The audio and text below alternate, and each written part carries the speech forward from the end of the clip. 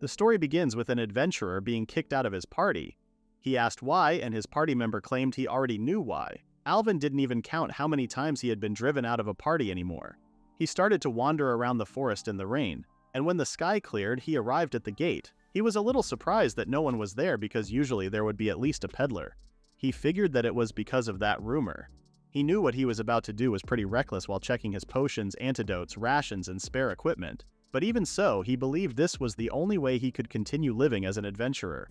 He was planning to take on the boss alone. He read the flavor text on the wall and thought it was certainly thought-provoking. But if he got stuck pondering at the entrance, he wouldn't ever get started, so he decided to move on. He moved on to the first floor. One's parameters, skills, and magic are meaningless until one enters a dungeon. He didn't know the reason, but that was how it was. Outside of dungeons, he was just a 19-year-old punk. But it was different here. He was a strong person. His level was 43, and by the time people attain this level, they have already considered retiring. Moreover, since he had many skills advantageous for combat, he could also use abilities beyond his level. No one could ask for someone more talented to act as the vanguard of their party. Except there was one issue about him, but he reached the 17th floor and encountered a paralyzer slime, so he decided to focus on beating it. If you take too long to defeat the time, its paralytic fluid attack could pose a huge problem. That said, this was an expensive monster. Its weak point was its central nucleus, which was said to be difficult to destroy in one blow. However, if you creep barely into the enemy's range and lure it into leaping toward you, its body will stretch out, thinning the mucus protecting its nucleus. Seizing that opportunity, he successfully targeted the nucleus and defeated the slime. He then turned to check out the drops, but there was not even a single coin on the floor. And that was his issue. Back to the conversation with his party mate, he told him that he had already found a swordsman to replace him. Alvin said he was at a high level and had more skills than anyone else, which they needed. His party mate told him to go ahead and look at his stats and wanted him to tell him the end of that skill list he was so proud of. The issue was that when the holder of this skill kills a monster, the item drop rate was reduced by 80%. You don't get to choose what kind or how many skills you're born with. Those blessed with many skills must also pay a price by having a cursed skill called a negative skill. Looking at the breakdown of his negative skill, he would have to kill several times more enemies than the average adventurer to get the same number of drops. In other words, the more active he was, the fewer drops the party received in total, and the lower their revenue would be. Unsurprisingly, they all hated him or wanted to kick him from their parties. Alvin became an adventurer when he was 14 and continued grinding solo for a while because he needed the strength to compensate for his negative skill. Thanks to his other skills, he leveled up quickly. He was even able to go to some parties. He even studied how to give away kills and adapt to any situation. He believed he had worked very hard, but even though he prided himself on having worked harder than anyone else, it still didn't make up for his negative skill. He wished this was a world where everything was determined by hard work alone. Suddenly, he heard a moaning that sounded like a monster, but it was a person shrieking. He went to see it and saw someone in battle. From their yellow skin, he figured that the monsters were ochre goblins. Given their levels, a group that large could be dangerous. He then saw the person who was fighting with them, a lone woman. Based on her equipment, she was likely a cleric. He went in the middle of them, and while protecting her, he asked if she could still move. She said she could, so he told her to stand up and he would help her regain her position. The woman apologized for causing him trouble, but Alvin turned to her and said adventurers should stick together. She was amazed by him. Alvin told her to heal up and then focus on protecting herself. He had to hurry because it was concerning that he couldn't see her other party members. He started slashing the goblins one by one and then used his parry skill, but he noticed that they were trying to overwhelm him with numbers. But he was a hardcore soloer, so he wasn't intimidated by them. The last one was coming the woman's way, but she killed it with one hit. When they went to the safe point in the dungeon, the girl introduced herself and thanked him. Her name was Kokoru, and as he guessed, she was a cleric. Alvin introduced himself too and asked why she was here all alone. He wondered if the other members of her party got killed, but she said that the situation wasn't like that at all, and she was alone from the beginning. Alvin was shocked because it was his first time seeing a cleric soloing in a dungeon. She explained that she couldn't find anyone to form a party with. That was a bit reckless for Alvin. Kokoru was a bit upset and decided to show him something because she thought explaining would be faster. She opened her stats, which was a surprise for Alvin, but said she didn't mind. Alvin then noticed that she was level 80. He thought she didn't need his help before, but she clarified that he was a big help and was pretty down about being ambushed on her first solo expedition. Alvin then noticed her skills. She had 11 skills that put him to shame, such as enhanced healing magic, increase, medium, and God of Love's blessings. He then noticed a skill called the severed head of the usurper. He had never heard of that skill before. Kokoru explained that it was a negative skill. The severed head of the usurper was the reason she could attain such a high level. Alvin was shocked that her negative skills were the reason she was at a high level. She said that its effect was straightforward. Whenever another party member kills a monster, it's treated as if she was the one who killed it. He asked if the member who killed the monster still got the drops and experience points, and she said yes. But the biggest problem was the kill bonus. The bonus experience points awarded to the person who killed the monster were 3 times higher than the normal amount. So it was a skill that allowed her to monopolize all that experience for herself. In a situation where the swordsman kills 2 monsters, the mage kills 1 and the cleric kills none. But cleric is the one who gets the kill bonus. As she stole more and more experience points using this skill, the leveling speed of the other members of her party decreased, so she was kicked out of her party. Alvin asked if she could join a party that makes a living collecting items. They were more focused on safety than leveling up, and he was sure they would gladly accept such a high-level healer. She responded that the severed head of the usurper had an additional disadvantage. The skills of the member who makes the skill, such as experience points up or drop rate up, weren't considered. This skill not only steals other people's experience points, it also completely overrides all their useful skills. Alvin knew he should be saying something to comfort her, but he couldn't think of anything. Kokoru apologized for dropping all that on him out of the blue. But she wondered if he knew the boss of the Cavern of the Setting Sun was rumored to drop an item that could erase skills. She came here because she wanted it, but she was starting to think soloing the boss might be impossible. Alvin suddenly realized something. He felt like he missed some important information. Skills that would normally apply to the kill, such as drop rate up, don't apply. If drop rate up doesn't apply, then he wondered what would happen to his drop rate down skill. While he was lost in his thoughts, Kokoru said she had also been working on her adventure skills, and it was okay not to form a party. As long as she got her hands on that item, she offered him all the other rewards, so she wanted to party with him. But before she could finish asking him, Alvin screamed her name and asked if she could form a party with him. Continuing with the middle floor of the dungeon, Kokoru asked if it would be better if they both soloed side by side. Alvin told her not to worry about his negative skills and just try fighting a couple of battles together at least. She asked if he needed any buff. Alvin felt so warm and fuzzy after this question because the peace of mind that comes with having an ally heals his colored heart. When he responded to her that he didn't need any buffs for now, she warned him that there was a monster behind him. This was the perfect chance for them to test their skills. Alvin attacked the slime with the hope of proving his hypothesis correct. The moment he killed the slime, drops appeared right in front of them, a scene that he wasn't used to. While Kokoru complimented him, he said this didn't prove it yet and then started slashing the ochre goblins. They even dropped a rare item called Ochre Goblin Antidote. It seemed it had the same effect as a paralyzed dispel potion. Alvin was still unconvinced. The next monsters were electro spiders. He defeated them and got a lightning orb. Kokoru said he was getting such good drops. Alvin was still in disbelief that he was lucky with drops while she was puzzled as to why he was so shocked. He called her name suddenly and scared the hell out of her, but then he asked her to form a party with him once again. Kokoru reminded him that they were already at a party together. Realizing that Alvin said he wanted to be together forever with the most serious face that made her freak out, he then added that he didn't think he could live without her, but this just freaked her out even more. The more she tried to escape, the more Alvin insisted that this meeting was fate. When she said she still didn't know him very well, Alvin explained to her that he had a negative kill. Unlike hers, it wasn't that rare. Kokoru was shocked and corrected him that extreme was still pretty rare. She was shocked that he was able to live as an adventurer with this skill. He mentioned that he was just recently kicked out of his party. She asked if he had come here for the same reason, and he confirmed her. He said that he came here hoping to get the boss to drop that erased skills. But Kokoru was confused because he got drops normally. He explained that it was thanks to her negative skills. Kokoru didn't believe him and insisted that it was a skill that caused nothing but trouble for everyone. She asked if he hadn't been getting any kill bonuses, and he said yes. He said that all the skills the party members have, like drop rate up, don't work either.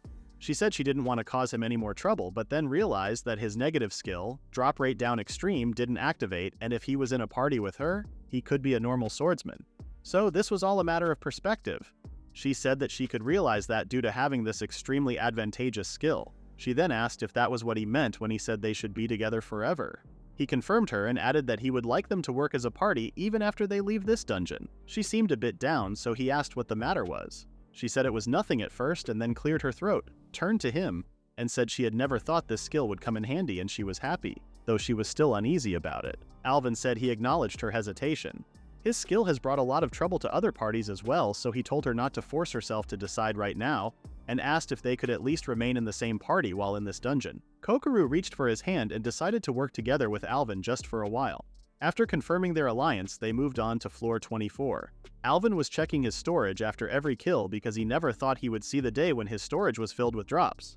And it was all thanks to Cleric and her blessing of skill. Even though they only met by chance, he considers her as a friend that's hard to come by. Suddenly, Alvin noticed that she seemed down and wondered if she was tired. He suggested taking a break in that floor, but she said she was fine to keep going. Alvin approached her and desperately reminded her that even though it was temporary, they were still party members, and if something was on her mind, she should feel free to tell him and he would fix whatever he could. She seemed embarrassed at first, and then explained that he had been killing each monster with just a single swing of his blade, so she wondered if he had a special sword. Alvin showed that it was just an ordinary sword, but she was surprised because paralyzer slimes were hard to hit with one slash. He explained that as long as you hit their weak points, it was easy to cut down the middle floor monsters with just one hit, especially since he had her enhanced strength buff too.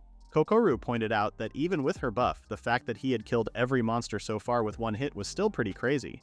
He took that as a compliment and said he had studied a lot so he wouldn't drag anyone down with his skill, but he confessed that he wanted to show her how great he was, because he felt like he finally managed to make a friend. He wanted to make sure she didn't give up on him because he was lacking as the vanguard. Kokoru's reaction was a bit weird, but she then noticed a big chest. She thought it was a monster that disguised itself as a treasure chest, so he told her to stay back. If it happens to be a trap, he said he was counting on her to patch him up. He would have hesitated somewhat to do this solo, but having a healer support was really reassuring. He opened the chest carefully and there was a piece of paper inside. It seemed like a text that confirmed the rumors about the boss dropping. He stopped thinking about it since his negative skill was nullified, but he originally came here for this item that could erase skills. Kokoru smiled at Alvin and said if only one person could use the item the boss dropped, she would want him to use it. Alvin was puzzled and asked why she brought that up out of the blue. She said that it was a rare item with an effect that she had never heard of before, so it was possible it could only be used once. If that was the case, she still owed him for saving her life earlier. Alvin realized that that's what she was thinking about while making that gloomy face. Alvin said if it turned out only one of them could use that item, they should sell it instead. Kokoru was shocked and asked why. He said that the experience points didn't matter to him, and that what he wanted most of all was someone he could go on adventures with. He could deal with his negative skills with her, and his level was already plenty high. So he would be perfectly happy continuing like this. Kokoru thanked him, but she said that the longer he had his experience points stolen and weren't rewarded for his achievements tangibly, the more his dissatisfaction would intensify. That was how it always goes. Long ago, Alvin was told that negative skills were an emotional problem. Back then, it didn't sink in, but he thought he finally understood. Negative skills bring out many negative feelings in the holder, such as envy, suspicion, and servility. Up until now, he might have been making the same face as Kokoru was now. Alvin told Kokoru that he wanted her to hear this from an adventurer in the same situation as her. He told her that he would never betray her while kneeling.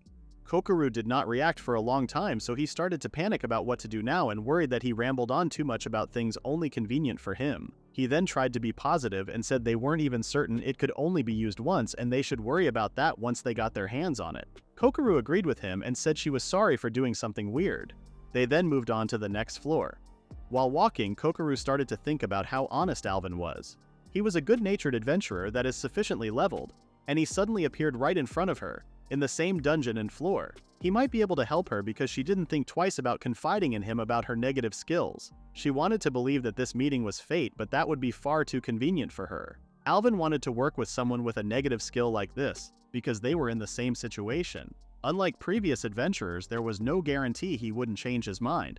As she was dragged down by her negative thoughts, the voice of Alvin screaming that he would never betray her echoed in her ears, and she was suddenly shocked. She felt like no matter what awaited them in the future, if she was with him, she would be fine. She then heard a battle sound, but Alvin said something seemed off. He wanted to follow the sounds and asked her to come along. They then encountered so many golems gathered, and there was an adventurer there in the back. He believed they couldn't handle this many, so he decided to draw their attention as much as he could. Those golems were a lot harder to slash, which he guessed. While he drew the monster's attention, he told Kokoru to buff him. Emerald golems have physical resistance, so a sword was a bad matchup against them. Iron Cutter wasn't effective, but it worked as a diversion and a means of high-speed transport. He made a clear and quick judgment, but Kokoru's chanting couldn't keep up in this situation. To defeat these many golems quickly, the time of effect was short, but a different buff would likely result in greater damage output than enhanced strength. And with Alvin's ability level, she believed it should be enough. Right now, her sincere desire is to enhance his abilities with all her might rather than worry about how her friends will feel. Alvin immediately noticed the difference when she used her physical resistance penetration. This was the first time he had received such a powerful buff, and he managed to hit the golem's weak point thanks to this. He realized that he could really ignore the physical resistance completely. This buff would save him a lot of time. He turned and complimented Kokoru, and she complimented him back, saying that his aim at its weak point was also incredible. But the problem was still on. The goblins were still a lot, and the adventurers among them were still in a tough situation. Alvin told them to hang on a little longer and that he would take out as many as he could. He heard their voices but couldn't hear what they were saying, but it was okay as long as they were alive. He started slashing the golems while Kokoru continued to buff him. It didn't take them long to finish all of them thanks to her help. The effect of that buff was so amazing that Alvin had to ask if she was still good on MP. He was very surprised that she could keep buffing him until he beat all the golems, but it was likely because of her level. He noticed that Kokoru was in a good mood now, so he was relieved too. He then turned to the adventurer he saved and said he was glad she was safe and sound too. He asked if she was alone, and she said she owed him an apology. They were puzzled, so they sat down and she explained to them. Apparently it was a trap. She explained that they can't tell just from looking at a map of that area, but the ceiling and walls jut out intricately there, so golems get clogged in the passageway. Since emerald golems didn't have any long-range attacks after they got stuck, she could mow them down with ease to get as much money as she wanted. Alvin apologized for interfering with her plan, but she said it was okay and that she was just there by chance. Alvin was surprised and asked if she had come there to defeat the boss. She said there was no way she would do that because she was a mage, and it was not a job that was suited for soloing. There was no way she could do that without a party. However, she firmly stated that she would get that boss to drop out eventually in order to get rid of her negative skills. After this sentence, Kokoru and Alvin's eyes immediately met. They then told her that they had formed a temporary party. Alvin said they happened to meet on the 17th floor and he propositioned to her. Molina figured that they were wondering about her negative skills. She said it was called the Blessing of the Jealous God. It was the reason she couldn't join a party and why she was soloing despite being a mage. Alvin asked what her skill was. She said that this skill didn't activate when she was soloing.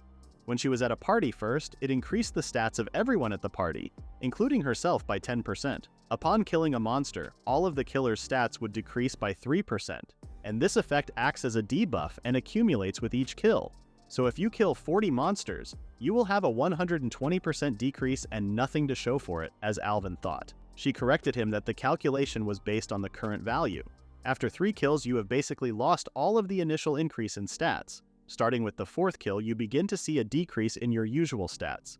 Stacking all 40 kills would result in a nearly 70% reduction in one's base status. However, because this skill acts as a debuff, it wears off over time, so not all the decreases would be active at the same time. She had calculated it, and it was rare for it to decrease one's stats enough to be an obstacle in combat. Alvin said it wasn't that horrible, but she responded that the effect that really ruined the party was the 3rd one. Her skill was complicated. She said that the 3rd effect takes the kill bonus away from the person who killed the monster and divides it among the other members of the party.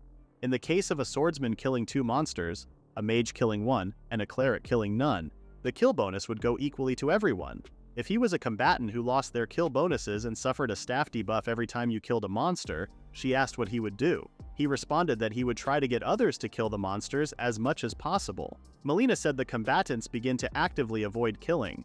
It is an extremely dangerous situation that could lead to accidents. In dungeons, no matter how much damage you receive from a flashy attack, the only consequence is that your HP decreases. Your performance on your next turn doesn't suffer at all. He didn't know why, but that was how it was. However, if your HP reaches 0, you will die, and once dead, you can't be revived with any healing spells or items. In the worst case scenario, people might start arguing over who should deal the final blow to a wounded monster in front of them. Molina is supposed to be part of the rear guard. She needed time for her chanting because she couldn't take care of all of them. She had witnessed countless parties on the verge of collapse due to a monster's desperate final attack. Eventually, parties turn hostile towards her and kick her out, or she chooses to leave on her own. She didn't think she could live with herself if someone got killed because of her skill, and that's why she was soloing. Even though going solo was preferable, it was still dangerous, so that's why she was drawn to the rumors about the Cavern of the Setting Sun. The boss's drop was supposed to be an item that erased skills, so she had been mapping a route to the boss. Her negative skill could certainly prove fatal, but even though he didn't know the reason, something was nagging at Alvin. If the skill were applied to him, for example, he wouldn't care whether the bonus was taken and redistributed since he didn't need any bonuses anyway. He then realized that in their current party, the one who would get the kill was only Kokoru, who didn't say anything since she started explaining her negative skill.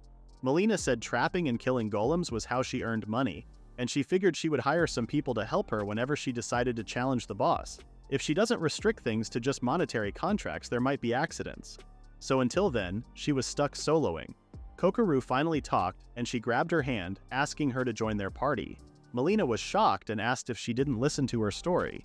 She said that if that swordsman started hesitating to kill, she would be in danger too. She was still insisting she join them. She ended up accepting them and asked what she should do exactly.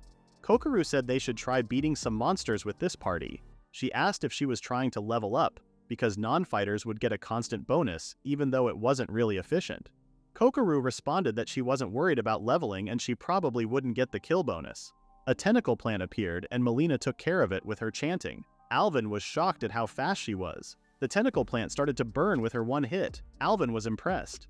She said that it was pretty easy as long as she hit it with its elemental weakness since she was level 38. Kokoru asked what elemental magic she used. She said she mainly used 5 elements and had already learned all the spells available at level 38. All she had to do was choose the best element for the job. Kokoru was so impressed that she could use 5 elements. Alvin didn't understand the fuss because she was pretty impressive herself too. She said that there was an enormous amount of mage spells because of all the different elements, and each one required you to learn a different chant. The higher your level, the more spellings there were available to learn too. Normally, a mage would narrow down the elements they specialize in based on their skills and the performance of staff. Alvin remembered the party leader from his old party and was sure he could use 3 elements. When Kokoru said Molina doesn't just use 5 elements, she goes above and beyond, which meant she had a tremendous memory. He was shocked. Molina explained that for better or worse, she had 5 types of enchanting elemental skills. She desperately memorized every single incantation because she couldn't stand the thought that her skill might get someone killed. Kokoru said her brain was full just from remembering clerical spells, so she had nothing but respect for her. She said that when soloing, it was better to be able to hit as many weaknesses as possible. Alvin could tell that Molina had worked incredibly hard up until now, even though mage wasn't a job suited for soloing. Kokoru suddenly remembered the party stats and checked the debuff Molina's blessing of the jealous god inflicted. It was the first time she had seen a melting heart icon representing. She said it was called the Jealous God's Curse. She had it because she was the one to make the kill. They checked the stats and confirmed that there was a 3% reduction in all of them. Molina was a bit surprised that she didn't get the debuff from earlier. Kokoru wanted to kill another monster for now. The next monster was an emerald golem. This one didn't stick, and it wasn't something a member of the rear guard could handle, so he said he would take care of it. He attacked it with magic cover fire at first and noticed that it was staggered. That single attack dealt a huge amount of damage. He then took out his sword and defeated the golem. He was surprised to see that even without the physical resistance penetration buff, he could deal this much damage. It only had enough HP left to take 1 blow from the thrasher. Molina said he was not half bad and guessed he must be pretty high level too. Alvin said he wasn't as high as that cleric. Kokoru checked her stats again and then asked her to join their party again, just like Alvin did to her. She said that that wasn't what she meant and held her hand. She then wanted to be together forever. Molina had the same exact reaction she had when Alvin asked her to be together forever, and told her that it was embarrassing to be told that out of the blue. Plus, they were both women. Kokoru replied that she did the same thing Alvin did and clarified that she wanted her to stay at their party after leaving the cavern of the setting sun. Molina was shocked at first, and then she cleared her throat and reminded her of what she had explained before. Kokoru asked Alvin if he minded telling her, and he didn't. Kokoru revealed that they both had negative skills. She then explained their skills, and Molina figured out why she was at level 80. Alvin being at level 43 was inevitable, as he had to work so much harder to get the same number of drops as the average person. She said it was hard to believe they were all here for the same reason, but she told them that if they were doing this out of sympathy, she appreciated it, but she had her own way of doing things. Kokoru said it wasn't out of sympathy. She told her to check her own stats and then check the party stats. When she checked hers, she saw that she received the tentacle plant's kill bonus, and she wondered if she didn't have the Jealous God's Curse. She then saw Kokoru having 2 Jealous God's Curses. Kokoru asked if she remembered what her Sever of the Usurper does. When a party member kills a monster, she is the one who gets credit for the kill. Blessing of the Jealous God applies a debuff to whoever killed the monster. And due to the severed head of the Usurper's effect, she was the one who always gets credit for the kills. which means the experience points she stole go back to everyone. Even so, that means she would never get another bonus from now on. But she didn't mind this. Molina asked Alvin's opinion on this. The bonuses would always be split between them, so he wouldn't get any benefit from killing monsters. But Alvin said he prefers it that way. Kills were never just the result of one person's efforts. For example, killing that golem earlier was only possible with her support. Molina seemed touched, but then told them that they were forgetting something. The jealous god's curse was supposed to be split among the fighters, but Kokru was going to have to take all of them by herself. Her status would decrease by 3% each time. Kokuru said she could use a cleanse. If the debuff stats affect her too much, she could just get rid of them with this spell. But the spell also dispels buffs, so Molina was worried that it would be tough for her during battle. Kokuru was level 80. Even with all her stats halved, she would still be better than a typical cleric. She would still be able to fulfill her role as the healer. Molina was still confused because she wouldn't gain anything from this. Kokuru responded that she didn't want to keep stealing the results of other people's hard work. Up until now, no matter what she tried, she couldn't return the experience points she was stealing. She felt so ashamed that she was the only one leveling up. Compared to that, a debuff was nothing, and she could think of a way to get rid of those too. To calm her thoughts a bit, Alvin suggested staying at their party for a little while. It would be safer than going solo while looking for a route to the boss and earning money. She was okay with that offer. She thought it would only be for a short time, but she looked forward to working with them. They shared the same feelings as her. With their new ally, they moved on to floor 32. They had a lot of strong monsters there. Alvin seemed to have struggled with them, so he told the others to take care of the one he missed. Molina defeated that one monster with ease. This time, they had an odd drop. Molina said that was a merman's tear. It was a fairly rare gemstone. Alvin observed the rare item and decided to give it to Molina. She panicked and said he couldn't just give that to her as it was a super valuable item. He said that it was a repayment for stealing kills back when she had all the emerald golems trapped. She recalled the moment when she heard his voice saying he would take as many as he could out, but she still told him to keep it. She said that if she accepted that, it would be like saying his behavior back then was wrong, then the next time he needed to save someone, he might hesitate just a split second, and by then it might be too late. Alvin noticed that she had a very logical way of thinking and had to keep the item to himself. From the look on his face, Molina figured that he was thinking she was logical to a fault, but he said that he wouldn't go that far. Kokuru found it cute that she was worried. The dungeon goes surprisingly deep. Alvin said for small-scale dungeons like this one, the boss room was usually on the middle or lower floors. She couldn't find any maps of the lower levels at the map shop. Molina wondered how much further it went and was a little bit worried. Alvin asked if she thought they should take a break on one of the upper floors for now, because they didn't know where the next save point was. Molina wasn't tired yet and asked Kokuru. She said it was her fault their stats had been getting lower and lower, so she told them not to overdo it. Kokuru said this amount of combat didn't bother her a lot, plus she was just so happy that she was not getting all the experience point bonuses. Alvin was the one taking the brunt of the burden as the lone vanguard, but he comforted them that this was a walk in the park for him, since he had excellent support providing healing and covering fire. His negative skill was gone, and he even got some experience point bonuses, so he felt like he was taking advantage of the situation. The girls had never thought of him like that because even though he was a swordsman, he also excelled as a tank. This made him embarrassed a bit. He believed that if he could do his job well, that was a relief for him. He suddenly noticed something. Girls asked, and he said that there was some flavor text up there. Molina couldn't see anything, so she asked him to read to them. The text said a swordsman's strength to swing a sword will eventually wither away. A bowman's hawk eyes used to see 1,000 miles will eventually become cloudy, but something would continue to be honed by something. It was similar to the text at the entrance of the dungeon. He wondered if the first letter of each word formed a secret message. It didn't seem to be a hint about the boss drop either. Molina was taking notes. Dungeons are generated at irregular intervals in various places. Once the boss of a dungeon is defeated, the dungeon disappears, which means they only had one chance to get the boss to drop. This was something she would need to confirm sooner or later, but she had to ask delicately. Molina asked Alvin if he was trying to beat the boss. He said yes and added that he was not too worn out so they could keep going. Molina said what would happen to the items the boss dropped. Kokuru asked if she was trying to ask who would get to use the item with the ability to erase skills if they could only use it once. She confirmed that she did. It's certainly possible that multiple copies of the item will drop and not all items are single use. However, if such an item could be used an unlimited number of times, then there would cease to be any people with negative skills in the world. That would be impossible. It could be an item that's consumed after one use, but one drop for every person in the party who successfully completed the raid. In her experience, the main items the boss drops are rarely consumable ones. In that case, she wondered if it would have a restriction on how many times it could be used. Then the problem goes right back to how many times it could be used. Alvin and Kokoru said they would worry about that when they get it at the same time.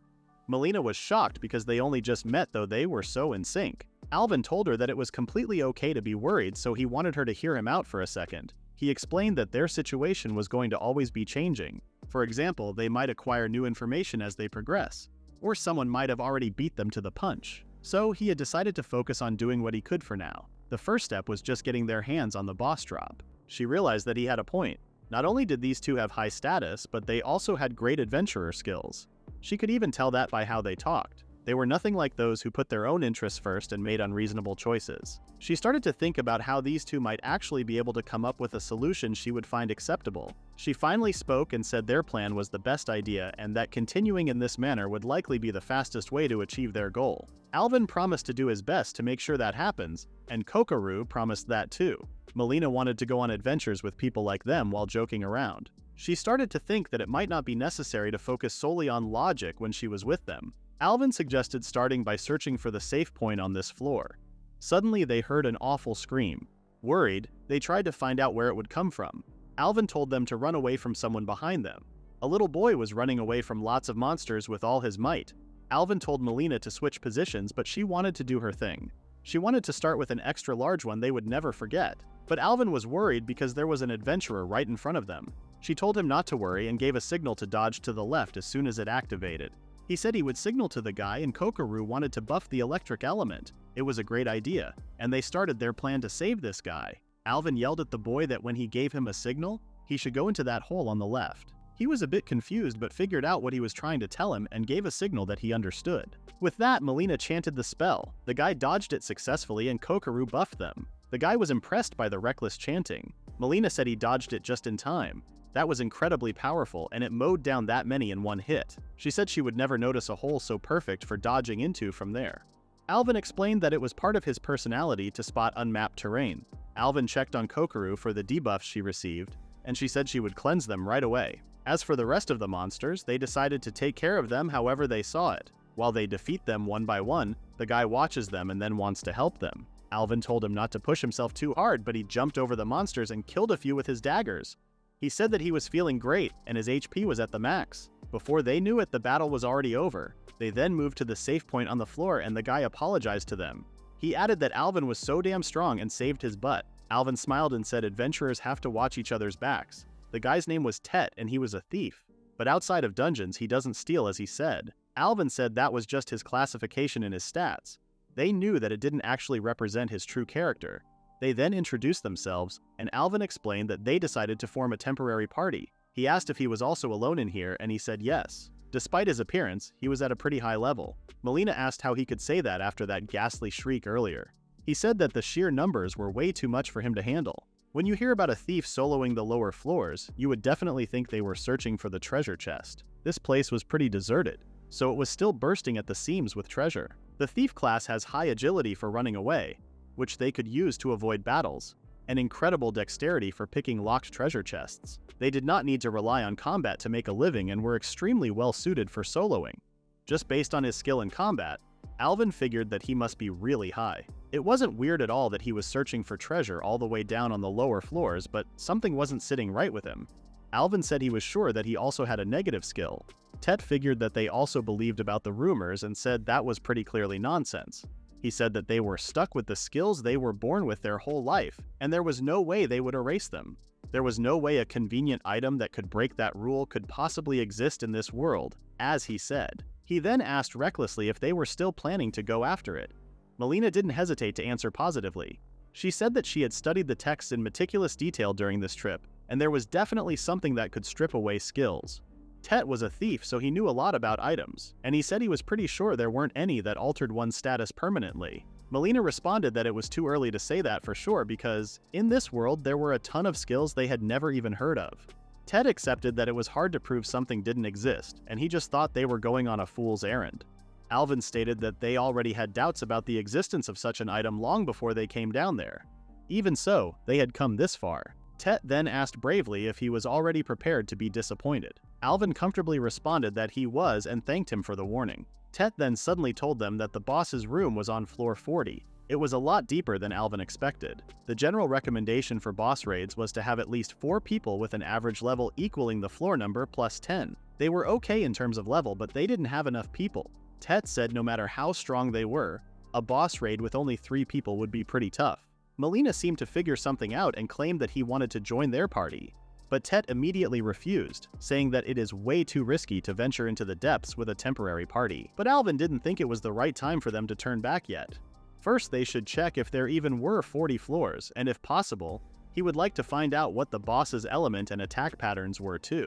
Then Kokoru said they could come up with the perfect plan for challenging it next time. Tett thought about it for a moment and then decided to show them the way to the boss's room. They were shocked, so he explained that he didn't go in since he didn't have any interest in boss battles, but he had been right in front of the door. Alvin appreciated his help but wondered why he was doing this. He said they would go even if he tried stopping them, so he wanted to apologize this way for causing them trouble.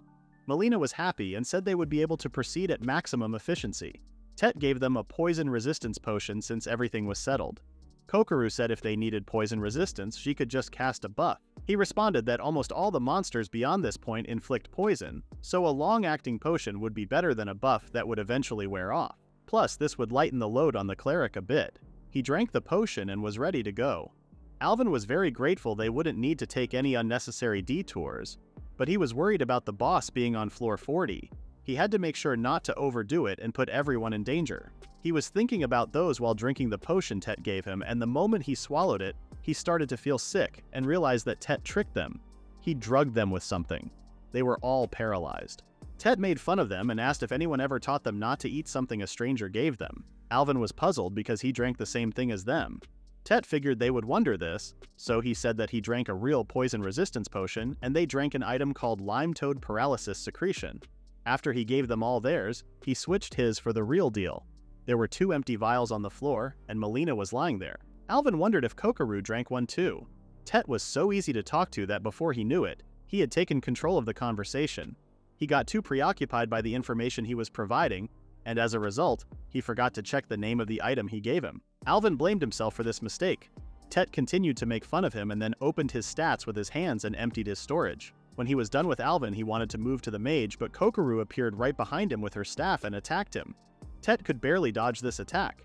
He was puzzled because he saw her drink that whole vial. Kokoru stated that she did drink it, but she happened to have a skill called Paralysis Resistance High. That was a nice skill to have. Tett had one last question. He had no idea why his HP was so low now. She responded that it was because she was level 80. She was certain her STR was higher than his and asked if he was sure he wanted to fight her with only that much HP left. Tett knew he had no choice but to give up and dropped his dagger. He called her a cheater, but that was the last person she wanted to hear that from. After curing Molina and Alvin, Kokoru wanted a rope to physically restrain him. They decided to head back for now and hand him over to the guild. The boy was so annoying that he was worrying about a lump on his head. Molina was so annoyed that she suggested pushing him in front of a pack of mermen instead. She then said she was joking, but she was sure what he did was a joke. Thinking about it now, he might be trying to monster PK them. Monster PK was a method of player killing where someone attracts a large group of monsters and then redirects their aggression to someone else, leading to the death of the targeted player. But Tett said it was an accident. Kokoru didn't want to listen to him anymore and said they just let the guild deal with him. Player killing, the killing of adventurers, was a serious taboo. If that was true, then he was a real scoundrel. Alvin questioned if it was accidental or intentional. Molina agreed with Kokoru and said it was impossible to cart him around with them and it was too dangerous to leave him here and let him out of their sight. Kokoru asked Alvin if he agreed while holding a memory map that would return them to the entrance no matter where they were in a dungeon. Alvin surprised them by asking if they could hold off on leaving. Molina asked what was wrong, and he said that there was a good chance he would manage to escape before they got him to the guild. He probably had some kind of skill that would allow him to slip out of his restraints. He was composed because he could actually escape at any time. Alvin was not an educated guy, but whenever something was nagging at him, he always tried to figure out what and why that was. That was what his swordmaster taught him, and he had been thinking about things this time too. He asked Tett why he only stole items that would be necessary to continue adventuring. Tett claimed that he just had an overactive imagination, but the things he stole were potions, food, and spare equipment, and he didn't even touch the mermaid's tears. There was no way someone intent on stealing things would overlook this rare item, especially after he said he knew all about items. Tett was silent for the first time. Kokoru claimed that rather than trying to PK or rob them, he was just trying to stop them from progressing any further.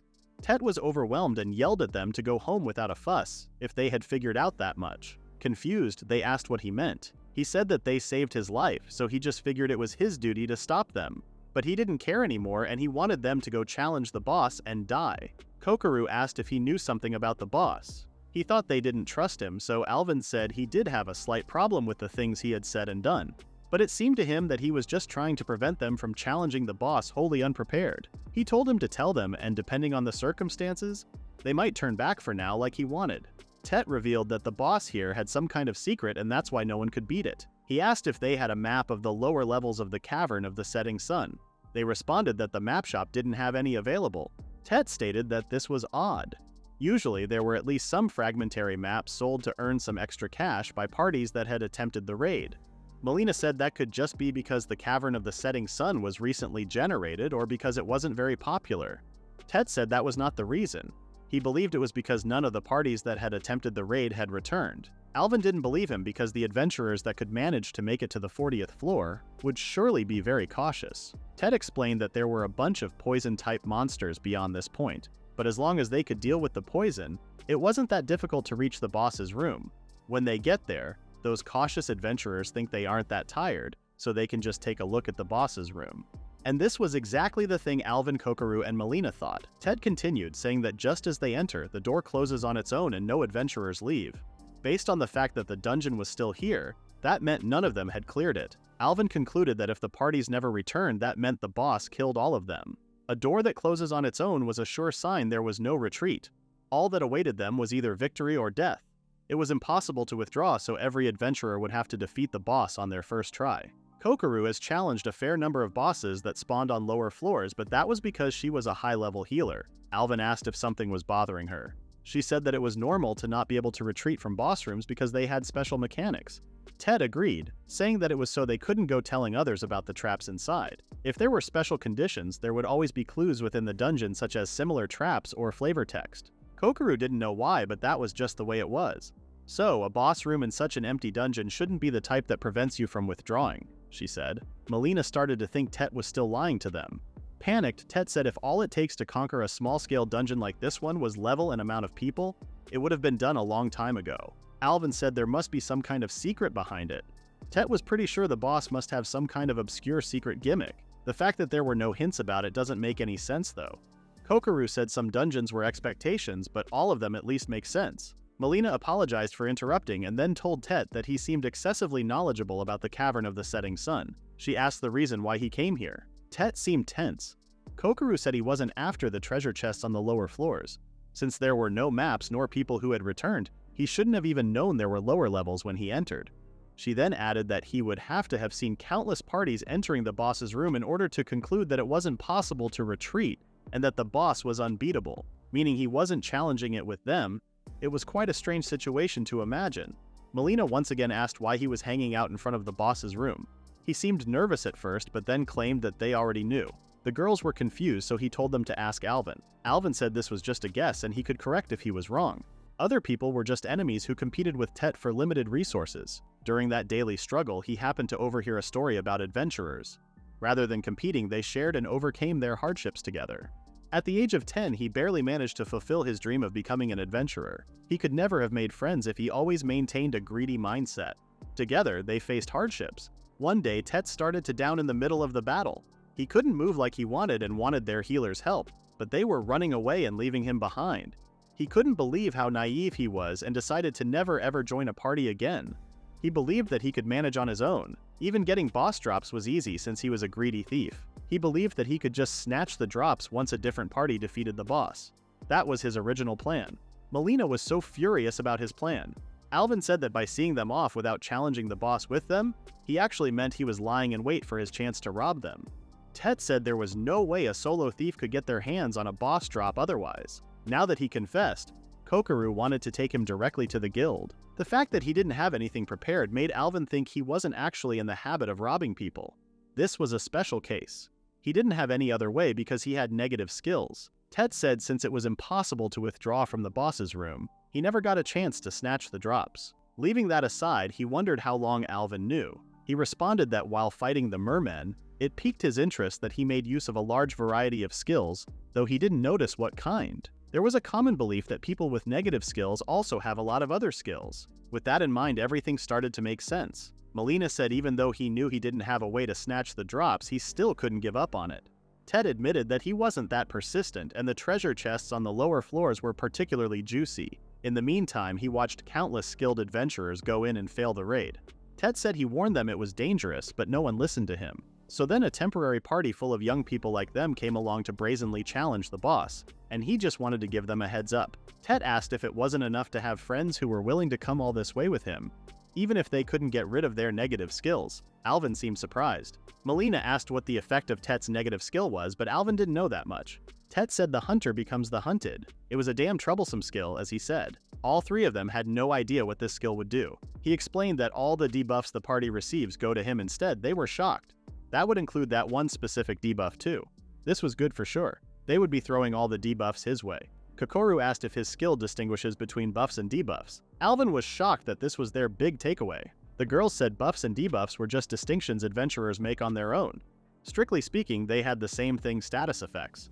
Molina couldn't believe there was a skill that distinguished between them. That was like a super ultra rare skill to have. Tett didn't seem as excited as them and said no matter how rare it happens to be, it's nothing but a pain in the ass to him. Kokoru was confused because it should be advantageous. After all, if the whole party was hit with a low vitality reduction debuff, then he would be the only one affected.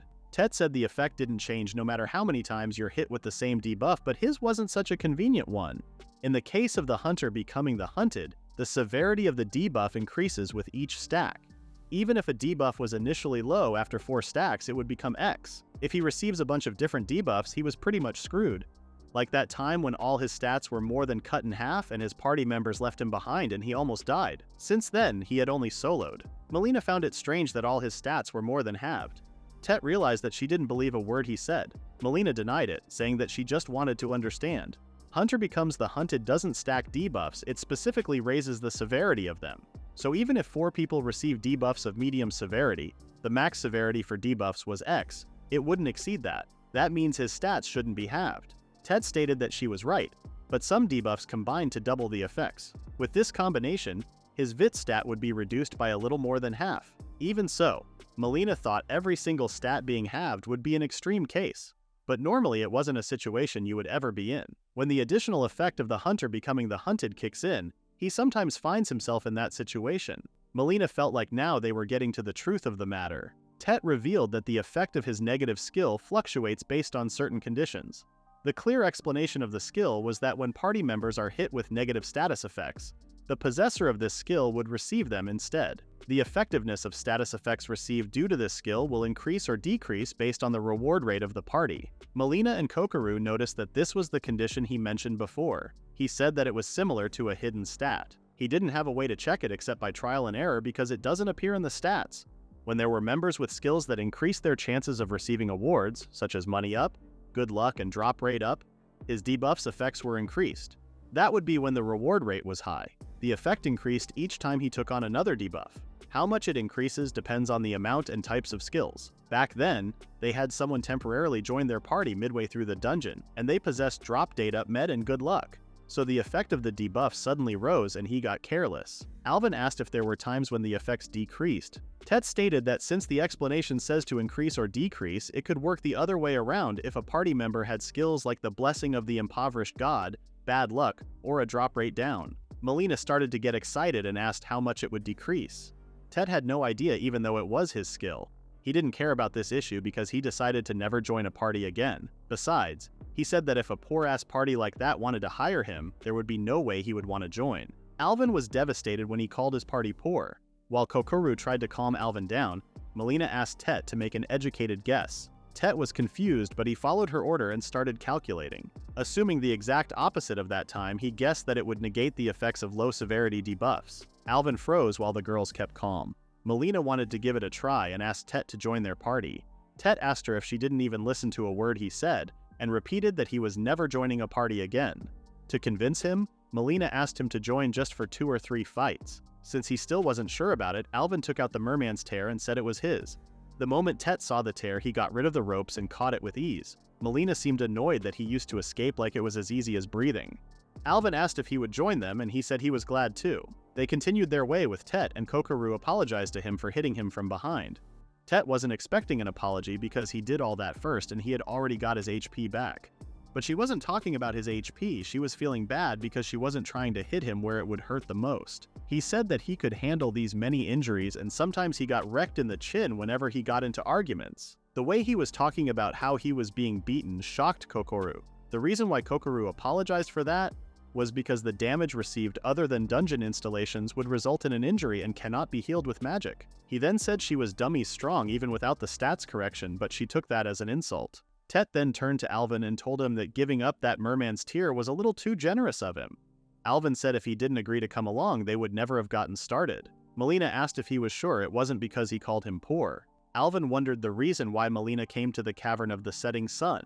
She said that it was to erase their negative skills. Alvin asked what she was going to do after that, and she said she would like to join up with a party officially. She wanted to go on adventures she couldn't by herself and reach new heights. Alvin said it sounded good since being a part of a party was the best. He believed that was what Tett wanted too. Although he acted like he hated being at a party, that's why he thought this might be a good chance for him. Tett asked if they were going to head down to the lower levels or not. Alvin responded saying that they were going to look for monsters that cast debuffs beyond this point to see the effects of the hunter becoming the hunted skill. He didn't mind tagging along for that and wanted to lead them to the boss's room since they gave him something so good. But he slipped and fell, wondering why the floor was icy only in this spot. The rest of them seemed puzzled, but Alvin felt something and told them to hold up. There was a frost chimera in front of them. Alvin couldn't believe one showed up on this floor because it was a powerful monster. Kokoru asked what they should do, and he told everyone to retreat. The moment Tett heard the word retreat, he panicked, wondering if he was going to be left behind again. Back then, everyone ran away from him and they used him as a decoy among 3 incredibly high-level monsters. He didn't want that and felt so upset because he thought they were his friends. All he ever wanted was friends. While he was feeling like his body was burning, he was almost sure he was going to die. But the voice of Kokoru woke him up, and she was worried when he didn't get back up. While Kokoru was holding Tett, Alvin stopped the monster and gave them enough time to save Tett. Tett was shocked that they didn't run away. Alvin said if he was soloing, he would retreat even if he had to use an item. But with their current strength, he believes they could handle this thing. He said that if Tett was alright, they could continue the battle. Tett was still confused. No one was stopping their incantations, no one was running away, and no one was leaving him behind. This gave him the strength to believe in himself and the confidence to fight. From the roar after jumping back, Alvin figured Ice Breath was coming and it would reach even the rear. Ice Breath was its strongest attack, so he was about to tell them to stay back, but Tett was running right towards the monster. Alvin figured that he had a plan, so he trusted him and Tett told him to guard him if things got dicey. Kokoru said she would cast ice resistance even though it was weak. Tett thanked and focused on his attack. When he spotted the snake right behind the monster's head, he threw his dagger and hit its head easily. With that, the breath attack was interrupted. Alvin was shocked because this was a counter. He didn't even know if that was something one could do intentionally. Tett gave the signal to Molina for lightning and they worked in sync. But even with Molina's incredible lightning power, the monster was still alive. Alvin knew it would be hard to kill if it got in the air, so he thought he would have to steal the kill, but with Tett's agility, Alvin was left behind. Tett's moves were so smooth that the monster was killed as if it were nothing to him. Alvin was so amazed by his knife. Molina realized that Tett had a lot of moves and was fairly good at mid-range too. When the dust cleared up, Tett's tired but happy face showed up and they didn't forget to compliment his work. Before them, Tett thought all adventurers were fools. He despised every single one that he had seen up until now.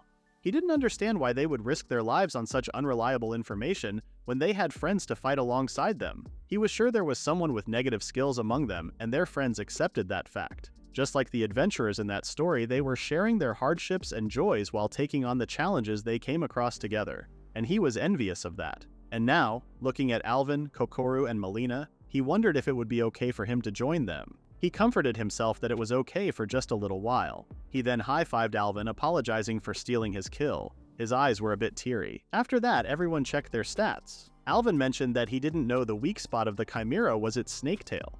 But it seemed like Tett didn't know that either. He said that that was the first time he had ever fought a Chimera. Alvin wondered if it was some kind of skill. Tett asked if he didn't know anything about this, even though he seemed to be in a ton of battles, but he had no idea. Molina said she was interested as well and asked if he would like to explain it a little more specifically. She might be able to learn how to detect a monster's weak point too.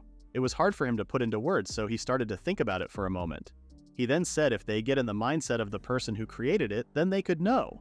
But they were more puzzled than ever. Tett was surprised that they hadn't heard. He explained that this world was a simulation, so he figured that means someone must have created it. No monsters were undefeatable, no weapons were too powerful. As you advance through the dungeons, the enemies get stronger, and once you beat the boss, they all disappear. Alvin didn't think this through and thought that was just the way it was for some reason. He concluded that this world was balanced, so a monster's weak point wouldn't be somewhere that no one would notice. He believed it was made to be located in a reasonable place, and with an understandable movement pattern. Molina started to understand what he meant. He said that this was a special technique he had learned through countless battles, and he said he was practically never wrong. It sounded to Alvin more like feral intuition. Molina said assuming the simulation hypothesis is correct, it would be impossible for her to detect the weak points, unfortunately. She highly doubts she would get along with this creator because if she was hiding treasure, she would put it in a place where it would never be found. That's why Tett told them that it was hard to explain. Alvin wondered what Kokoru was thinking, but she seemed to be in a whole other world while checking the stats. Her voice was shaking just like her body, and she looked like her soul left her body. She was shocked and said she didn't get it. Molina said it seemed like it was just as they predicted. Alvin didn't think it was possible. She wondered if it could be a coincidence or inevitability, but Alvin didn't care which one. Tett wondered what they were sneakily talking about over there and if they wanted to see Hunter become Hunter's effect. They needed to get inflicted with a debuff. All three of them turned to him very scared and said they would like to verify how it reacts to a normal debuff as well. They were acting so suspiciously that Tett wondered if he was going to be okay.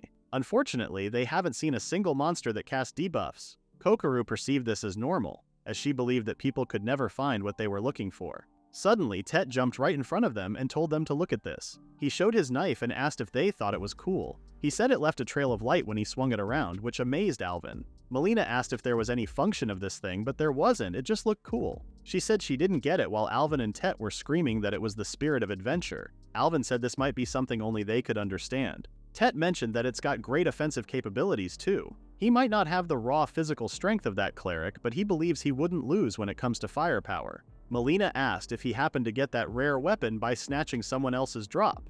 Tett called her rude and explained that he found this all himself on the 50th floor of the ancient dragon god's palace. Hearing that he was able to reach the 50th level in that dungeon, Molina wondered what level he was. Tett proudly said he was level 55 and he had 9 skills. Molina was shocked, but then she apologized for doubting him. Tett responded that he was so focused on hunting down a treasure that he reached this level before he knew it. Suddenly, Alvin heard a sound. It was an aqua salamander. If they poke it, it will cast AGI down small on them, and if it loses too much HP, it wouldn't cast the debuff and would be hard for Alvin to hold back, so he asked if someone else could. Tett went for his help and decided to peg it with some knives. The salamander started casting the debuff, so Alvin let it hit him. When it hit him, Tett asked him to check his stats. When he looked at his stats, he noticed that he didn't have the debuff. He asked if he dodged it, but Alvin responded that he didn't. Tett didn't get any of the debuff's effects either, so he started to freak out and question why he would get so many experience points when he wasn't the one who killed it. He also wondered how his status was so high right now. Molina stepped up and asked Tett to join their party for the second time. Surprised, Tett reminded her that he was already at the party. He asked if she was okay or if she was having memory problems. Molina got mad and said she didn't mean it like that, and she screamed in his face, saying that he should stay with them forever. Judging by Tett's red face and attitude, she realized how he might misinterpret her request. Decided to drop this already, she said that rather than just guiding them, she was saying he should be a member of their party going forward. Tett wanted them to explain everything to him first, like his stats and why he got so many experience points. Molina started their explanation by revealing that they all possess negative skills. Tett was shocked because he thought only Molina had it. She continued to explain that they all came here solo to get the boss to drop. Alvin mentioned before about how they were just a temporary party that met in this dungeon. Tett thought they were messing with him. He asked if everyone who has a negative skill didn't pose a big problem. Molina said it was a good time to explain Kokoru's skill. She said that her negative skill was called the severed head of the usurper and explained the effect. Tett was surprised by this unusual skill and figured out why she was at an extremely high level. He was sure people hated her. He then asked why they formed a party with Kokoru. Molina said she needed her skills. Her negative skill was the blessing of the jealous god. After explaining the skill, Tett could figure out the reason for his increase in stats, even though it was getting more and more complicated. Kokoru said it was thanks to Molina that she no longer hogs all the kill bonuses. But as a result, Kokoru gets hit with all of those debuffs. Tett was shocked and asked where those debuffs came from. He asked if she meant the one that causes all states to take a 3% reduction. She responded that this was the jealous god's curse. It was a debuff that stacks each time you receive it. He said having her stats continually reduced sucked, but since she was level 80, even if her stats go down a little, it was nothing to worry about because they were crazy high. She said no longer stealing the kill bonuses was worth losing a little bit of her stats. Plus, she could get rid of the debuffs with cleanse. Alvin, who had been watching them explain everything to Tett, noticed that he caught on fast while he had to have everything explained to him in detail. Tett then asked if Kokoru cleansed her debuffs because she didn't have one right now, but she said she didn't. He was confused again as to why she didn't have them, but then realized that that one shouldn't be on Kokoru, because if it was a debuff, then a jealous god's curse should attach itself to him. He started to wonder if the debuffs he should have got erased somehow, or if the effect of the hunter becoming hunted disappeared. Molina explained that his skill hadn't disappeared, in fact the effect was still active, which is why the debuffs were gone. She mentioned that the hunter becoming the hunted had an additional effect, and Tett said the effects of debuffs increase or decrease based on the rate of rewards. Now it was time for Alvin to explain his skill. Alvin revealed that his negative skill was only drop rate down X. Tett was shocked and found it so shabby and poor. That was the second time he was insulting Alvin, so he didn't seem to take this one well. After apologizing to him, Tett said it lowered the reward rate so much that his debuffs have basically disappeared. Alvin said they didn't know how hunter becomes hunted calculated things, but it was enough to completely offset at least one small debuff with a 5% reduction, as well as the jealous god's curse, which inflicted a 3% reduction to all stats. There was something weird Tett thought about. He said drop rate down X should result in an 80% decrease in the drop rate, but so far things have been dropping normally. Kokoru reminded him of her skill addendum about skills that are triggered at the time of the kill. Tett then realizes that Kokoru's severed head of the usurper skill cancels out Alvin's negative skill. Alvin said Kokoru and he was the first to meet after coming to the Cavern of the Setting Sun and formed a party after his heartfelt request. When he said that, Molina noticed Kokoru's beat red, which made her embarrassed. Alvin added that it was more than just canceling out, because they still get a 10% increase in all stats and the neutralization of small debuffs. There were still things Alvin hadn't quite figured out. He could guess based on the result of their tests so far, but he decided to think about what happened in the battle earlier. When the Aqua Salamander cast AGI down on him, and then he killed it, everyone had already received a 10% increase in all stats due to Molina's negative skill. When the Salamander hits Alvin with the debuff, Tett's skill transfers the debuff to him, and Alvin's skill cancels out the buff. Kokoru's skill gave the kill to Kokoru, and Molina's skill debuffed Kokoru. Tett's skill transferred Jealous God's Curse to Tett, and the drop rate X cancelled out Jealous God's Curse. Thinking this through, Alvin said it was the synergy. When skills complement each other and enhance all their effects, that's called synergy. Their four skills really meshed well together, and Molina had never thought negative skills could do such things. Alvin asked if they explained it well enough. Molina said there weren't any parties that had it all. A high average level, a solid team composition, and a mastery of many different skills. And they didn't even need to worry about how many debuffs they could cancel since Kokoru could cleanse all the leftovers. Joining their party meant that Tett would also have to go into boss battles. Alvin agreed and told him that he didn't blame him for hesitating.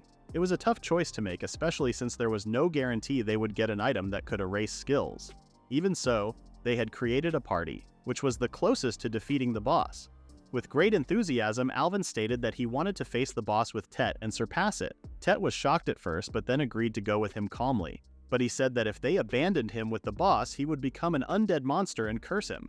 Alvin laughed and told him that he couldn't avoid being debuffed with a curse without him. He also promised to carry him during the retreat so he wouldn't get left behind. He grabbed him and started running around, telling him not to underestimate his max carry limit. The girls watching them realized that Alvin was the one to win Tett over in the end. Kokoru said she was having mixed feelings since she felt like he was getting better at it somehow. Alvin heard her and said it was just a result of her sincerity. He then said they should stop messing around and told everyone to help him pick up all the drops. While they were picking up the drops, Tett found a flavor text. Molina asked if that monster was holding on to it. Alvin explained that although it was rare, they do drop sometimes. He wondered if the Aqua Salamander was programmed to swallow it. Tett decided to read it and open the paper. The text said, "Red to yellow, yellow to green, green to blue, blue to purple. As the sun sets, darkness falls." Kokoru wondered if it was a hint about the monsters that would appear. Red could be a fire type, yellow could be a paralysis type, green could be a plant type, and blue could be water or ice. Molina mentioned that for green, there were plant-type monsters and emerald golems on the same floor, so she felt like the colors didn't really represent the monster group very well. Tett immediately figured out that it was a rainbow. The colors of the monsters were in rainbow order. Molina had never noticed that, but it was a little too late for a hint like that to be helpful. All that was left was purple and maybe black. Alvin said rainbow or just color could be the theme of this dungeon. Kokoru thought it was going to give them a hint about the boss's battle, but unfortunately it didn't. Tett wondered if there were still texts they hadn't found, or if they had already found them and didn't realize it. Alvin said all they could do was wait for a flash of inspiration. Meanwhile, he said they should keep moving while on the lookout for new texts. Beyond that point was the floor with all the poison-type monsters. The potion resist potions were working, but Alvin still warned them not to get careless. Tett said they were good potions and guaranteed they would last for a long time. They started moving and Alvin turned to Tett and told him that until now, his drop rate down X had been nothing but a giant burden. Tett said he was pretty amazed he managed to keep being an adventurer with a skill like that. Alvin never thought he would see the day when his skill would be useful to someone, so he was glad Tett became his friend. Tett laughed and mentioned that it was because he was useful even without his skills. He said it must be hard being the only vanguard and asked him to leave the boss to him. He might not be able to form a defensive wall, but he had a ton of firepower. Alvin thanked him and then whispered to him that since he had been the only guy until now, he was pretty relieved to have another guy around. Something terrible happened after that. Tett screamed at Alvin that she was actually a girl. Alvin was shocked and froze while Tett was looking at him with upset eyes. He tried to explain himself by saying that she had a masculine name the way she talked and her preferences were all masculine. But even though his mouth was telling those, he realized that there was no real reason for him to assume that Tett was a guy. Tett was so offended and went to the other girls behind, telling him that he could be the vanguard all by himself and she would just throw her knives from the back. Tett wasn't the only one who shamed Alvin for making those kinds of judgments. The girls were also offended by that. Alvin had to kneel and beg for forgiveness. Kokoru told Tett that Alvin was pretty clueless when it comes to stuff like this, and Molina told her to stick with her in the middle instead. While Alvin was drowning in his own shame, a giant chicken appeared right in front of him. Turning to the girls, he asked what they were going to do. The girls' attitude immediately changed and they were all ready to take it down. In the next scene, they were on floor 40, fighting off with another scary monster. Kokoru's powerful element enhancement was doing its thing, so all Alvin needed to focus on was getting some blows in, and he was doing that good. Molina reminded him that the next ranged attack would be different. Alvin didn't expect it to lose 10% of its HP that fast and said that the ranged attack should be 3 consecutive blasts. He has to move so it won't hit the back line. He was racing with time in this one. He then questioned if she started chanting once she saw how long the 3 consecutive attacks would take. Tett said Molina had something in mind, and Alvin guessed she was probably hoping to finish off with the next attack, so they would need a lot of firepower to pull that off. She asked what they should do, and he told her to keep an eye on Molina and he would intercept the ranged attack. The rear was out of the attack range. The vanguard draws enmity to buy time and scores some damage.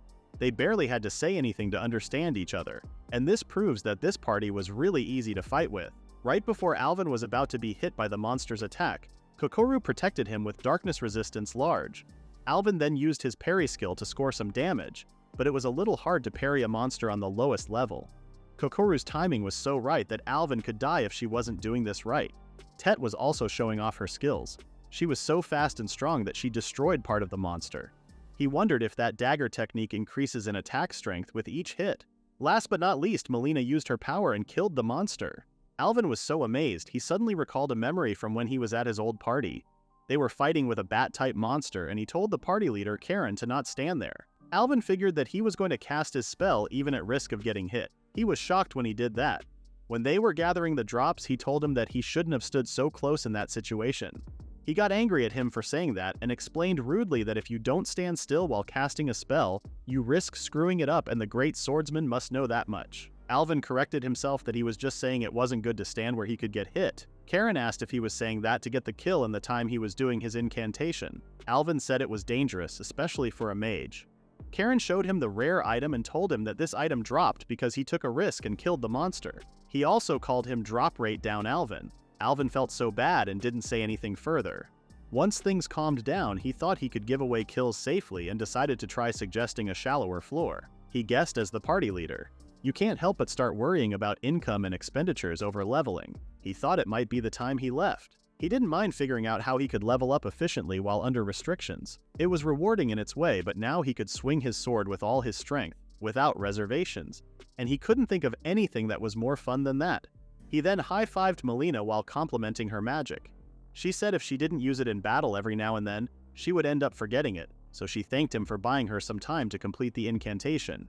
He then went to Tett and high-fived her too, also complimenting her dagger work. Last but not least, he went to Kokoru and kindly complimented her heels and puffs.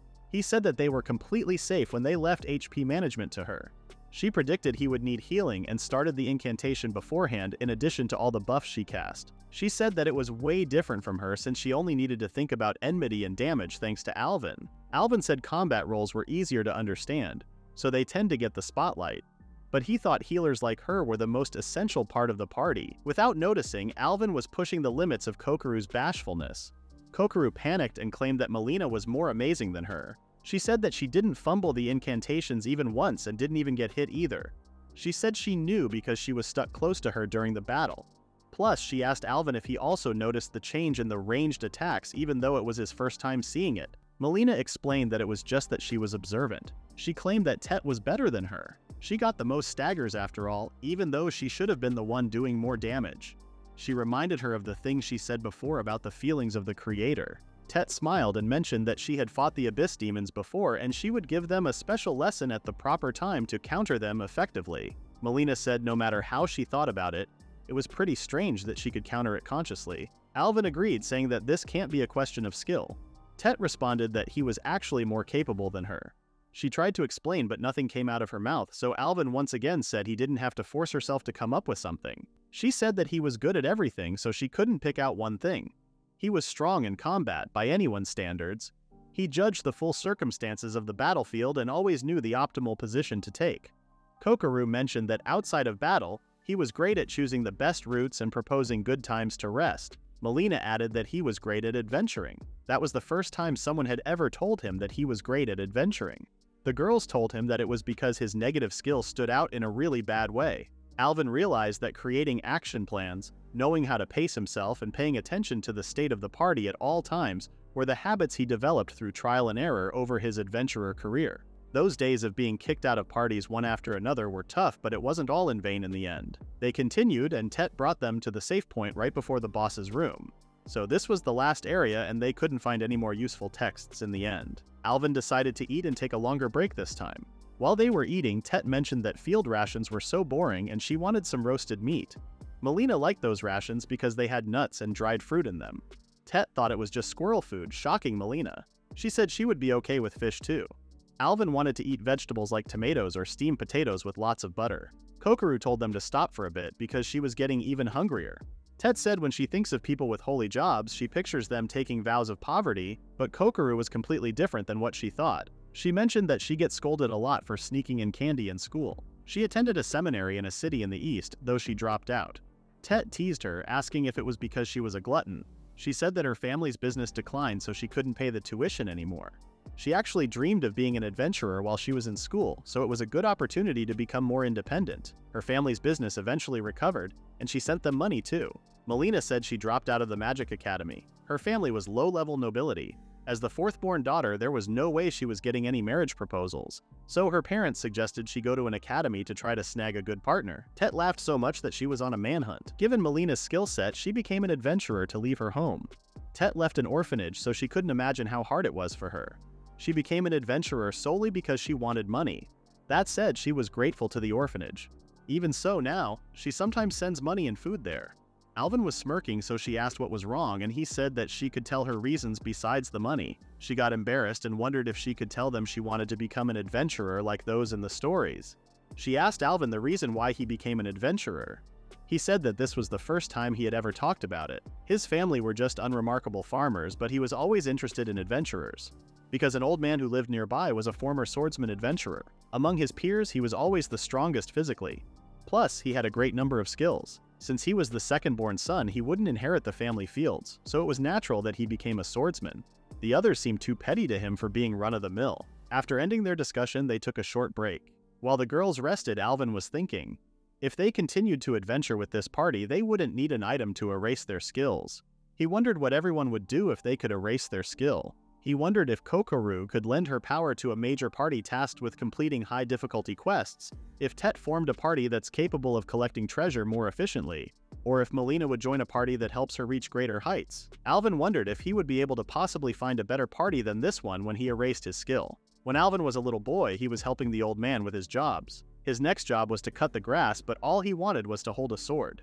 His old man told him that it takes more than just arm strength to wield a sword. He had got to use his whole body, otherwise his form would be off. Farm work was the best way to strengthen them. Alvin said he just wanted to take it easy. The old man then played the bad back card, so he had to stop. He knew the old man rose with the chickens every morning to practice swinging his sword. He wanted to wield a sparkling sword just like that, make a lot of friends, and go on all sorts of adventures. Alvin woke up hearing a humming. It was Kokoru.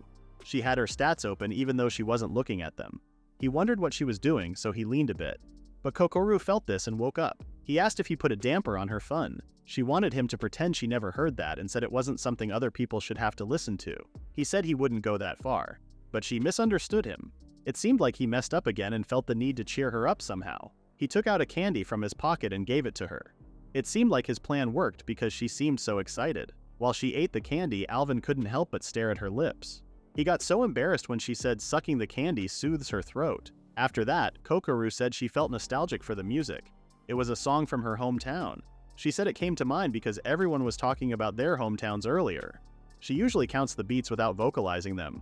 Alvin was wondering why she had her stats opened, and he guessed that she was watching the clock. Kokoru confirmed him, saying that she had practiced enough to make it to roughly 5 minutes. He said he couldn't even get 10 seconds. Accurate perception of time was useful for maintaining a steady rhythm during chants, tracking spell durations, and counting a variety of other things. She felt like it was easier to keep the beat when you're matching it to a song. If there was anything she could train in besides magic, then she supposed it was this. As someone who doesn't use magic, Alvin wasn't sure if he fully grasped what she was doing for him. She was okay with him not understanding. She said she had a long way to go before the vanguard needed to pay any attention to her. He felt very relieved after that. Kokoru told him to keep moving forward without worrying and got closer to him. She whispered, saying that she would be sure to keep his HP up. Molina woke up and said she always thought her chanting was melodious, and now she confirmed that she wasn't imagining things. She said she didn't have to be as precise as a healer when casting skills, so she had never needed to train to shave off a couple of seconds. It was an honor to see the meticulous practical application of that magic up close. Alvin thought Molina was pretty amazing too. Molina told him that maintaining multiple different buffs and making sure none wear off was incredibly difficult. Alvin knew that they didn't wear off and asked if it wasn't because Kokoru's buffs were oddly long-lasting. Molina thought they were just an average amount of time. Kokoru excitedly said they last an average amount of time, and it was the normal length for a cleric. Kokoru seemed to be able to do anything normal with ease. That was because she was level 80. Kokoru said she had never felt so powerless as a cleric, as when faced with such a severe disadvantage against that massive horde. She said that it was all thanks to him that she was still there. Tett woke up and asked if they were planning to put Kokoru in the vanguard. Alvin told him to be sure to tie her bootlaces. After they got ready, they started going to the boss's room, and it didn't take them so long to get there. Molina wondered if the door's design could be a hint. Alvin wanted to talk to everyone for a second. He said that they had collected a bunch of items on the way here and they would get a hefty payout for a single adventure. Considering the reason they all came here, he thought they could say they had achieved their goals. Molina said they came here to erase their negative skills, but then everyone started to remember their life outside the dungeons and realized that they wanted friends they could form a party with for adventures. Alvin said a boss on the 40th floor was bound to be highly dangerous. He was concerned about the unknown trap that made it impossible to retreat. They could look for more hints on how to carry out the raid on upper levels or return home from now on, prepare a little more and come back to challenge the boss another way. Alternatively, they could sell their map and information and just wait for the boss drop to hit the market. After reminding them of those options, he wanted to hear their opinion. Should they go home or challenge the boss? They first wondered about his opinion, and he said that he felt like he was dreaming and he had never imagined when he came in here. A party was even better than he could ever hope for. So he wanted to challenge the boss right now. Not only do their negative skills cancel out each other's negative effects, they leave them with positive effects. Those effects were something they could only get with the 4 of them. They couldn't do this if any of them were missing. The first one to agree was Molina. She said that she wanted to see the truth of the boss drop with her own eyes. Tett was good to go too. Kokoru didn't even say she was in and immediately wanted to keep going. Alvin asked just in case, and she said that she was only a healer because they needed her. With this party, they no longer need to erase their skills. Even so, they were all willing to challenge the boss because they most likely all felt the same way, that this party wouldn't last forever. It wasn't uncommon to lose party members for such trivial reasons. While Alvin was opening the gate, he knew that he wanted to know if there was a way to erase negative skills. When Alvin opened the boss room's door, they encountered a tree, and there seemed to be no boss around. Kokoru guessed that it might not appear yet. Tett suddenly stopped, and when she looked up at the tree, she saw its fruits, but they looked so scary, so she was a bit intimidated. Molina asked if she had found the boss, but she didn't need an answer when she looked where Tett was looking. She wondered what that was and said it was giving her the creeps. It looked like entrails to Tett. Alvin noticed that there were all kinds of colors and types and wondered if they were fruits of the tree. The door suddenly started closing.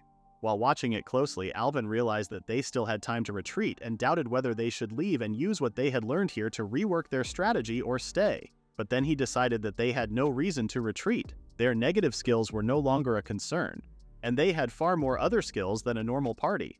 They were as prepared as they would ever be. The door closed and there was no turning back now. All they could do was beat the boss with their full strength. Something appeared out of nowhere and called them pathetic. They thought this was an attack, but the boss's name hadn't appeared yet, so it might be a staged scene. While the scene was happening, Tett noticed something in the trunk of the tree. A woman's body appeared. Alvin wondered if she was a plant-type dryad. He had never seen one so massive it took up the whole room before. The woman raised her arm and the tree moved. He questioned if she was planning to do something. They then saw a painting of a war. Kokoru mentioned that it says in the scripture that there was a great war between people long ago.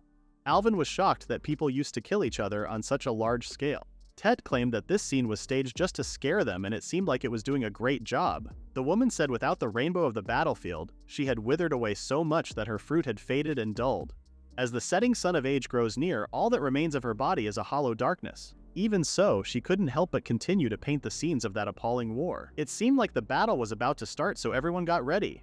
The woman then said that was the reason why she needed colors while smirking. A black smoke surrounded them, and they were puzzled as to if this part was staged as well.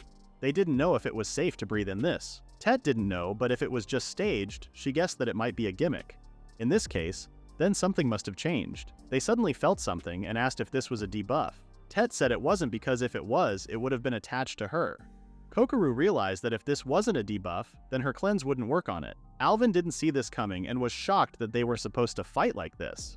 Because for possessors of negative skills, in other words, people like them who had more skills than usual, this was the worst case scenario. A board appeared, saying that skills were unavailable. This was a room with a specific rule. This was the gimmick. Molina had never heard of a rule that restricts skills. It was also Kokoru's first time she had heard of skills unavailable, but she had experienced something similar called magic unavailable. Molina asked if it was tough without magic. She said that they had some clues before it was imposed on them, and they were able to get a bunch of items in advance. While the woman was still mumbling some stories, Tett was saying how unfair that they were supposed to deal with something like this. Kokoru suggested switching gears for now until they figured out the circumstances of the change, and Alvin agreed with her. It was not just Molina's jealous god's blessing. Alvin had also lost the effects of skills he originally had, such as STR increase. Molina told Alvin that the staged scene was about to end. The woman lastly told them that their deaths would inspire her next piece of art and activate her Dusk Dryad Mural Maker skill. The battle started, so Alvin ordered them to stick to the basics. Although he says that, his sword always felt heavy, making him wonder how many levels worth of power he had lost. The branches of the tree could attack them too. Alvin noticed that the branches weren't trying to hit him. A huge heat salamander appeared in the room, terrifying them. Alvin figured that she was the type that summons normal monsters as companions. Tett said the red fruit creates red monsters. She said the fruits summon monsters of the same colors. There were 5 colors of fruit: red, yellow, green, blue, and purple. If they go by the flavor text, there might be a black one somewhere too. It was great that they could still use magic, so Kokoru could buff them as much as she could. Alvin reminded her to watch her MP, but she actually didn't need to worry about that. The plan was to ignore the boss while they dealt with her lackeys. Alan's attacks were landing, and he noticed that this monster's weak point was the snout. If he did enough damage, he should be able to stagger it, but logic didn't work in the boss's room. It took him quite a while to defeat it simply due to his lack of power right now. As he let out a breath, Tett screamed that there was a fire. The monster she was fighting with attacked him with a fireball. The timing made it hard to dodge, so he decided to knock it aside. He was planning to use his parry skill. He forgot that he couldn't use his skills, and it was too late when he realized it. He got hit, and then there wasn't enough time for him to escape from the next attack. Tett saved him by stabbing the monster and distracting it. She apologized for letting it get to him. Her daggers weren't really that effective on the monster, but it still worked. Tett's throwing dagger technique was also a skill. Parry was one of his swordsman's skills, and he was so used to using it that he forgot it was a skill. Molina touched her spear on the ground and water fled the monster away. Molina said she knew she wouldn't be able to launch it too far since her skill effects had been neutralized. That's why she couldn't make it hit the ceiling. Tett asked if they thought the reason why all the other parties lost was because of this rule. Alvin responded that there was no doubt high-level adventurers on the lower floors would possess powerful skills. Having those stolen would be the same as clipping a bird's wings. Thankfully, they had Kokoru who healed them as quickly as possible. Thanks to her, their status was back to their normal values in no time. Molina was still worried, so she told them to be careful. Alvin agreed with Molina. Tett was clueless as to why they were worried, so Molina asked how long she had been an adventurer. She defended herself by saying that she had been soloing for so long that she didn't know much about healers. Molina explained to her that enmity wasn't drawn from damage alone but also buffs and healing spells. The next branch was coming. Tett figured that casting a bunch of buffs would draw the enemy's attention to her and would become a burden. This time the fruit was green, so elder mandrakes appeared. Tett was amazed by how big they were, so she got so excited. Alvin stopped her even though she was so excited to fight. According to the documents he had read before, the elder mandrake's opening roar was considered to be a close-range attack. If you get hit by it, you're petrified for an instant. Alvin saved Tett from this attack, but he couldn't save himself, so he was thrown away. This attack was so tough. If he was in normal condition, he could have dealt with their roars with parry. Everyone's movements were somewhat lackluster right now, but if they keep fighting how they were used to and only lamenting what's been stolen from them, they are going to lose. Alvin's HP was recovering, but the injury he got was the problem. He could move his shoulder a bit. He took that entire hit head-on and slammed straight into a wall, so it wasn't surprising that he was injured. Kokoru asked how his injury was, and he said there was no problem, and reminded him that he was a tough guy. She responded that she was focused solely on chanting, so that's why she couldn't save him. Alvin said that was a given. He knew she was making sure his HP stayed topped up, so she was as good as healers get. Kokoru thanked him for his kind words. Alvin then went to Tett and apologized for tossing her like that. She said that if she had taken that hit, she would have flattened for sure, so there was no problem. Molina asked if he was alright, and while he was saying he was, he got hit with another attack. Without his weapon skills, he wasn't going to be doing much damage. Tett told him to try everything and see what sticks. That was how she handled things solo. She was just attacking whatever looked like a weak point. While kicking the monster over and over again, she took out an item, threw it inside the monster's mouth, and exploded the monster. Alvin was impressed. Tett confessed that she didn't think it would come in handy there. There was just one more to go, but the boss didn't stand there and watch them. She took out the roots of the tree and used them to capture Tett. There was no room for Tett to escape now. Molina and Alvin attacked those roots to save her. Thankfully, their attacks were successful. Tett said she kept trying to use her escape skill, but she forgot that she couldn't do that. Molina noticed that the green branches were receding. She wondered if that was because they beat the monsters from the green fruit, but that didn't happen with the red one, so Kokoru asked if there could be a specific order or timing they need to keep in mind. Alvin told everyone to pay close attention. And then here comes the next fruit. It was an ice golem from the blue fruit. They were surprised that there was only one, but then noticed that this one wasn't anything like the golems from before because it had ranged attacks. Alvin told them to keep their distance. The golem was firing non-stop, so they figured it wanted them to keep way away. Tett said Molina and her would deal with it at a distance, so Alvin left it to them while he was resting. He started to rethink their current strategy while in a timeout. Obviously, they can't keep fighting the way they have been. Now that they knew what the special mechanic here was, he could come up with something. Some dungeons were exceptions, but all of them at least make sense. These whole skills, the unavailable gimmick, were actually unreasonable. That was the only way he could describe it. If there were special conditions, there would always be clues within dungeons. He wondered if there were any hints they missed, or if they had already found them and didn't realize it. There were pretty hefty flavor texts here and there.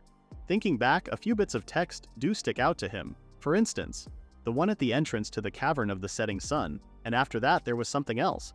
He would like to go over the exact text one more time. He remembered that Molina noted down every note, so he was going to ask for them. But when he looked if they had beaten it, Kokoru was panicking because there was just a teeny bit more HP left. Molina was so sure magic would be enough, but it wasn't. Alvin went to their help and told them to leave the close range to him. Kokoru used her physical resistance penetration magic, and Alvin was able to defeat the golem with a few more attacks. Molina thanked Alvin for helping them. She explained that she miscalculated her damage and kept forgetting that stat-enhancing skills were gone too. Alvin told her not to worry and said if one of them falls short, then someone else picks up the slack, and that was what a party was for. Molina was still amazed at how he would whip out lines like that with a straight face. She was almost jealous. Alvin then asked Molina if she noted down all of the flavor texts, and she said yes. He asked if he could take a look at them right now. Molina seemed a bit uneasy about sharing her notebook, so Tett teased her, asking if she also wrote her hopes and dreams in there. She took out the notebook and said she was okay to give him it if he said he needed it now. She said she had marked the pages with a leaf bookmark. This was another way of picking up a slack. Also, she didn't forget to intimidate him by saying he would be dead if he took a glance at any other page. Alvin swore not to do it while sweating and trembling. She told him that the next branch would go pretty soon, so they would better be on guard. Alvin wondered what else she could write in her notebook, but he tried not to look at them and only opened the pages with the leaf bookmark. He was ready to write it off as irrelevant because he was expecting something about a skill-removing item. He looked at the first two texts first. It was talking about abilities that wither away with age. If that is meant to represent the skill unavailable gimmick, then you lose your skills, your stats drop, and you're too focused on that to fight properly. Just like what was happening to them now, except Kokoru. The first half of the text was what was going on now. But there were parts of the second half that were illegible. The answer had to be there. Alvin started to think about what the intention was behind designing this room. Mismatched monsters grouping together by color. A boss that negates your skill. The answer had to be close. It was so frustrating not being able to see what could be hidden there. He was lost in his thoughts thinking about why they were being tested like this. It was his teammates who called his name to bring him back to reality. They were fighting with tons of giant spiders. Alvin looked at the branch and it was yellow. When he turned to his right, he saw Kokoru lying on the floor. He was so puzzled as to what was going on. Spiders were approaching Kokoru, so he first went to help her. Kokoru was at such a higher level than him, so she was supposed to be the furthest from death. And yet she was the first one. He tried to forget about the levels and save her first. Thankfully, he managed to catch her before her body hit the floor once again. Alvin hugged her fragile body and promised himself to protect her no matter what happened. That is the end of the recap at Chapter 12. Please read the pinned comment about the next part.